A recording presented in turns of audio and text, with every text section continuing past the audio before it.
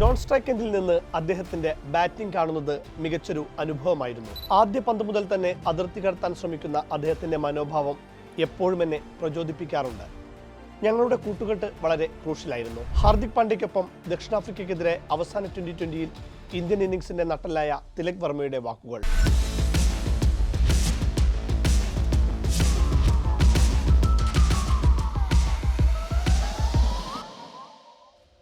ഒരു proper T20 exhibition തന്നെയായിരുന്നു ഹാർദിക് പാണ്ഡ്യ അഹമ്മദാബാദിൽ കാഴ്ചവെച്ചത്. 13ാം ഓവറിലെ ആദ്യ പന്തിൽ ക്യാപ്റ്റൻ സൂര്യകുമാർ യാദവ് പതിവ് പോലെ ഒറ്റയക്കത്തിന് പുറത്താകുമ്പോഴാണ് ഹാർദിക് ക്രീസിലേക്ക് എത്തുന്നത്.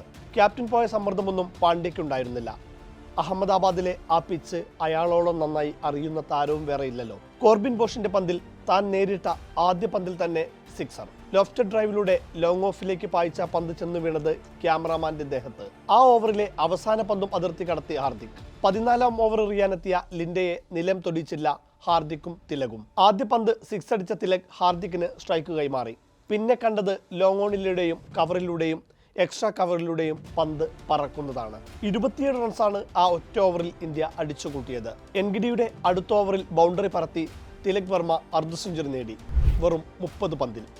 3ാം നമ്പറിൽ ഇന്ത്യയുടെ പെർഫെക്റ്റ് ചോയ്സ്. 17ാം ഓവറിൽ ഹാർദിക്കും അർദ്ധ സെഞ്ചുറി പൂർത്തിയാക്കി. കോർബിൻ ബോഷിനെ ഓവർ ഡീപ്പ് മിഡ് വിക്കറ്റിലേക്ക് സിക്സറിന് തൂക്കി ഹാർദിക് ബാറ്റ് ഉയർത്തുമ്പോൾ കേവലം 16 പന്ത് മാത്രമേ അയാൾ നേരിട്ടിരുന്നുള്ളൂ. അന്താരാഷ്ട്ര T20 ക്രിക്കറ്റിൽ ഒരു ഇന്ത്യൻ താരത്തിന്റെ വേഗമേറിയ രണ്ടാമത്തെ 50. ഇംഗ്ലണ്ടിനെതിരെ 17 പന്തിൽ അർദ്ധ സെഞ്ചുറി പൂർത്തിയാക്കിയ അഭിഷേക് ശർമ്മയെ 3ാം സ്ഥാനത്തേക്ക് തള്ളി. മുന്നിലുള്ളത് പ്രഥമ T20 ലോകകപ്പിൽ 12 പന്തിൽ അർദ്ധ സെഞ്ചുറി പൂർത്തിയാക്കിയ യുവരാജ് സിംഗ്. അർദ്ധ സെഞ്ചുറി നേടിയ ശേഷം ഗാലറിയിലേക്ക് ഹാർദിക് ഫ്ലൈയിങ് കിസ് ചെയ്തു.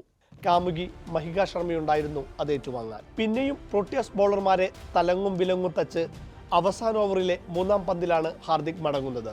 25 പന്തിൽ 5 വീതം ബൗണ്ടറിയും സിക്സറും സഹിതം 63 റൺസ്.